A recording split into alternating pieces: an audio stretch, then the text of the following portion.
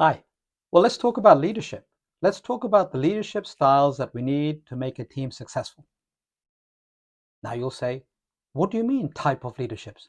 Aren't we born a certain type of leaders? Well, yeah, that's true to some extent. You have a natural tendency, but these are not skills that you cannot learn and you should learn because in the modern day, a leader is one who adapts his style depending on the maturity of the team. Now, what we really want from a team is a team to be independent, being able to take their own decisions. I mean, they're closer to the action, so it does make sense. They should not be running to their manager every time they need to make a decision. So, how do you get a team there? Now, at the end of this video, I'm going to show you a model. It's a very simple yet elegant model that shows you how a team, when they come together, whether it's a new team or it was a bunch of people who worked together but didn't really behave like a team, how we're going to get them from the immature state to the mature state, a state where they can function and take decisions as a collective whole without having to be guided every step of the way. So we want to talk about able and not able. And we place that on the x-axis.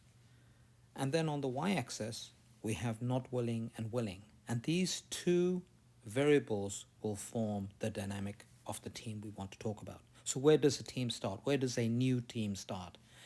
Now, what's interesting is a new team, very, very willing, but surprisingly not able. Now, this is not because as individuals they're not able. It is because as a newly formed team for this project or organization, they really don't know how to behave. Now, eventually we want to get this team from the not able to able. But look at the interesting trajectory that they will form. They will go from not able to able, where we want them to be, but as they become more and more able, they become less and less willing. And why is that?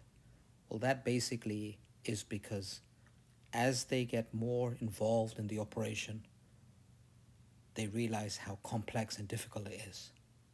Now, eventually, we'll get them to where they need to be, but this will not be automatic.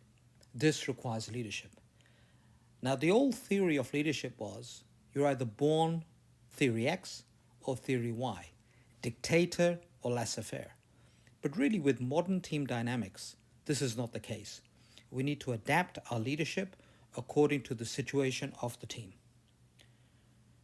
So let's say a new team starts off and they are very willing but not able. It's a bit dangerous because they're very excited, want to do a lot of things, but they can make a lot of mistakes. And here the leader has to be a micromanager to some degree. He has to be a dictator. In this phase, he needs to tell them in more detail what they need to do.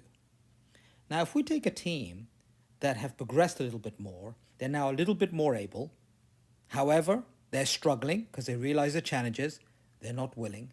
Here, the style of the leader should be one of coaching, guiding them, helping them along the way until they get over that peak.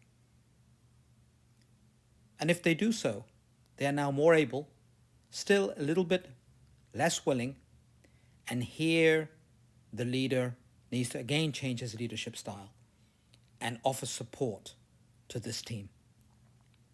Eventually, we will get them to where they want to be, willing and able as a collective group of people. And here then the leadership style will be that of democratic. The leader will be a servant leader, and this is exactly where we want this team to be. So I hope you have enjoyed this short video of team dynamics, and we have to keep working with our teams to take them through this journey where they become a formidable team that achieve great results.